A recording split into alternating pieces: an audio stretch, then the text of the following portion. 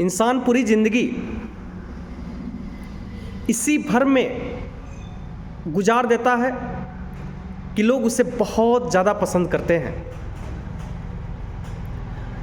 जबकि उसी इंसान को जीवन के एक समय में यह एहसास हो जाता है कि लोग उसे पसंद नहीं करते थे, बल्कि अपने ज़रूरत के अनुसार उसका उपयोग करते थे। लेकिन जब तक इस बात का एहसास होता है, तब तक पूरी ज़िंदगी गुजर गई रहती है। जीवन के इस कड़वे सच को जब भी मैं सोचता हूँ तो मिथिला के कवि हुआ करते थे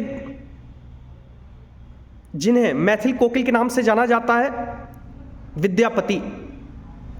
उनकी कविता हुआ करती थी वंदना। उस वंदना कविता के दूसरे पैराग्राफ में जीवन के इस यथार्थ यानी सच्चाई के बारे में बड़ी ही मार्मिक और विस्तृत वर्णन किया गया है, जिसमें कहा गया है कि जब मनुष्य युवा अवस्था में रहता है यानी जवानी की अवस्था में वह जब जी रहा होता है तो उसमें कार्य करने की क्षमता अधिक होती है। इस दौरान उसमें धन अर्जित करने का, पैसा कमाने का भूख भी ज़्यादा होता है, इसलिए वह दिन रात मेहनत करता है अधिक से अधिक धन अर्जित करने के लिए। इस धन अर्जित करने की नशा या होड़ में वह कई ऐसे गलत कार्य भी कर बैठता है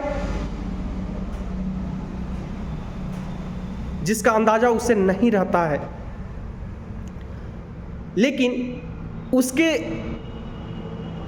गलत कार्यों के द्वारा अर्जित किए गए इस धन का उपभोग पूरा परिवार, सगा संबंधी, इष्ट मित्र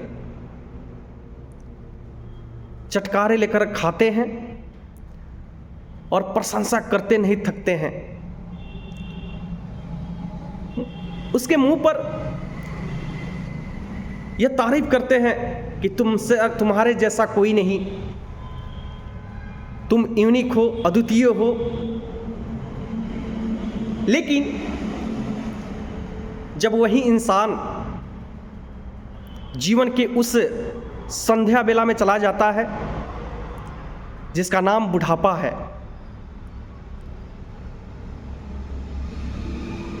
उस बुढ़ापे में मानव शरीर के कार्य करने की क्षमताएं घट जाती हैं। निश्चित रूप से एक मनुष्य उस उम्र में जवानी के जैसा ही धन अर्जित करने की जो क्षमताएं होती है वह नहीं रहती है। धीरे धीरे स्थिति यह होती है कि पूरी जवानी जो उसके आसपास एक बड़ी भीड़ हुआ करती थी, वह भीड़ धीरे धीरे घटती चली जाती है। पूरी जवानी मित्रों की एक लंबी सूची हुआ करती थी, वे मित्र भी धीरे धीरे उनसे कटना शुरू हो जाते हैं।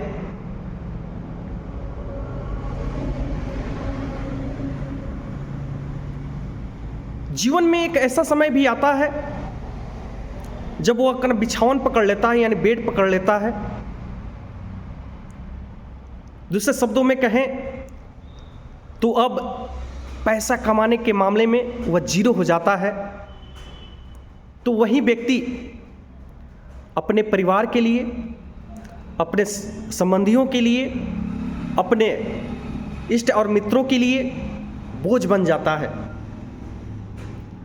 तब वह इंसान बिछावन पर सोए सोए, बैठे बैठे अपने जीवन की समीक्षा करता है। तब वो पाता है कि मैंने अपनी पूरी जिंदगी पैसे कमाने के होड़ में बिता दिया, ये भी नहीं देखा कि हमने गलत क्या किया, सही क्या किया। और उस धन को कमाकर हम इन सारे स्वार्थी लोगों में खर्चा कर दिया, जो आज हमारे पास दिख नहीं रहे हैं। मेरे पास बैठकर बात करने में भी उन्हें समय की बर्बादी लग रही है। उस समय मनुष्य ठगा हुआ सा महसूस करता है। जो मनुष्य पूरी जिंदगी कभी ईश्वर की नाम की चर्चा तक नहीं करता था, पूजा नाम से उसको ऐसा लग रहा था कि एलर्जी हुआ करती थी, वही मनुष्य बुढ़ापे में ईश्वर का नाम लेते थकता नहीं है। वो बार बार ईश्वर का आराधना करता है कि हे ईश्वर,